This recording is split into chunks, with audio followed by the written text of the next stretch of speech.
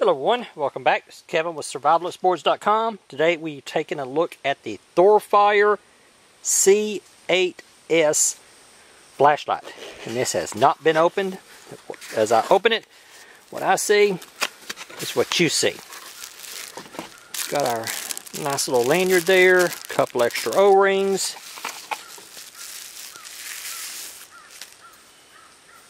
Now that looks like a flashlight, guys. Look at that. How big is it? I'm going to take a measurement there. Hang on. That is 1 inch and 13/16 across. Man, that feels like I'm holding a hammer. And 5 and about 11/16. Yeah, 5 and 5/8 long. Wow. Let's get a weight on that, guys. And this does not come with a battery. Uses one of those 18650 batteries. Get an empty weight without the battery. 5.30.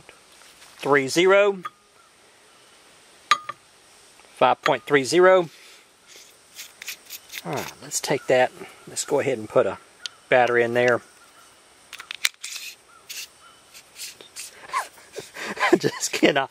Man, that thing feels like it is, I'm talking, that feels like it's a hammer, guys. I tell you what. Now, what is it with the battery? 7 ounces even. 7 ounces even. The creek, we've had some heavy rain, and the creek is up and running really good. Talking, it is a couple of feet above its normal height. Got the flashlight tied off, got it tied to a tree. We're going to toss it in there. And we're going to come back in a little while and get it. Now we've got more rain on the way, so it's not going to be able to stay in there that long. Alright, it's been 30 minutes. I usually let these sit in there for an hour. But because we're dealing with water that's a lot deeper than we usually deal in, and we've got more storms on the way.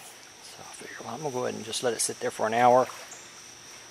And I do not see any water inside the light. Now I did coat these threads with grease. Wheel bearing grease. I coated the wheel bearings with a wheel bearing grease before I did the test. So let's open this up. I just wiped the outside off with my shirt. That's all.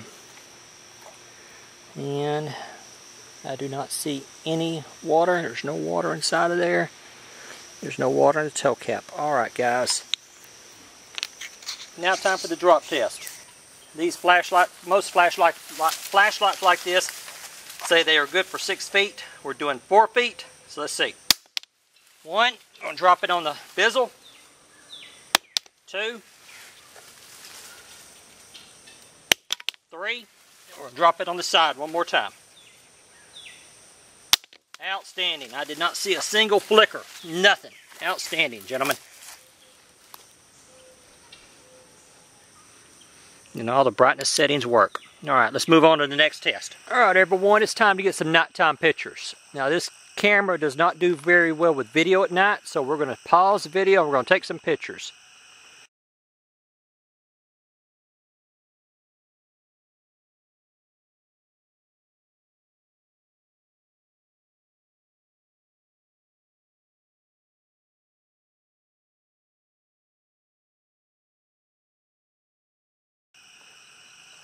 I'm out here behind the house. It's got a couple acres back here, a fence line, a tree line. That's where I do all my nighttime pictures at. This thing throws one good beam. It's got a very nice, well-defined center beam, then a nice cone. It's just very, very nice. I'm going to put the cone at somewhere around 45 degrees and the center beam. It is just perfect. It's wonderful. This thing has got plenty of power to reach up to the top of these oak trees and pine trees. Good 75, maybe 100 feet up there.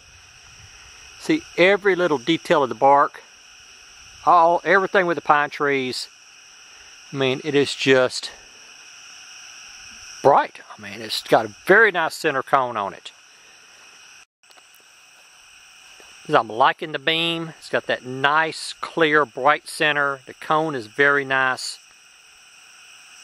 Very nice, guys. Very nice. Anyways, alright, let's move on to the next test. Well, guys, it's time for the drag test. We're using the trusty Kodiak.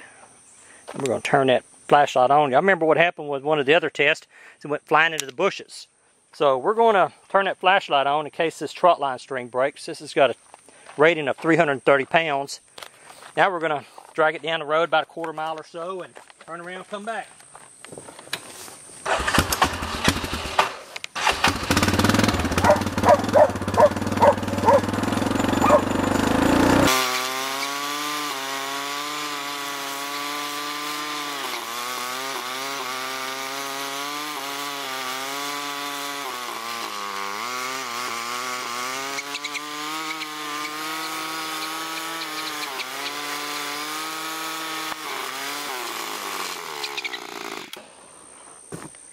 Alright, guys, let's see how it did. Oh man, that thing, it tore up. Oh no, it shattered the glass. Hey, it still works though. That's the main thing. So what do I think of the Thorfire C8S? Honestly, I thought it was alright. I still think it's alright. I mean, it passed the test, drop test, drown test. I had to drag this thing for almost a quarter mile behind a four-wheeler to break it. I mean, that just broke the lens. Even though I received this flashlight at no cost to myself, and this is not an endorsement. I don't endorse stuff like that. I just do reviews. I found the durability to be good, and I will probably buy myself a replacement light.